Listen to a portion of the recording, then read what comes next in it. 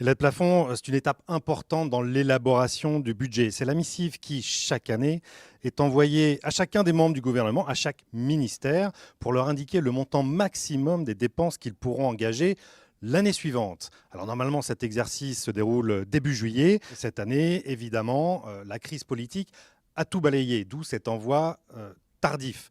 Et ce qui est baroque, c'est que c'est l'équipe sortante, le gouvernement sortant, qui est aujourd'hui à la manœuvre pour préparer un budget qui sera très certainement remanié par la nouvelle équipe qui arrivera d'ici quelques jours, voire quelques semaines. Sur la difficulté qu'un gouvernement pourra avoir à préparer un budget qu'il ne votera pas, Matignon a indiqué ce mardi préparer un budget réversible, c'est-à-dire qu'il a pris exactement le montant du budget 2024, 492 milliards d'euros, sans donner le détail de la répartition entre les différents ministères. Tout ce que l'on sait, c'est qu'il y a une petite dizaine de milliards d'euros d'économies, mais tout cela reste à la main, précise Bercy, du prochain gouvernement qui sera nommé d'ici quelques jours ou quelques semaines. Pas de temps à perdre, pourquoi? Parce que la Constitution impose que l'on dépose le projet de loi de finances au Parlement le premier mardi du mois d'octobre. Or, ce premier mardi tombe le 1er octobre. Il n'y a donc pas de temps à perdre.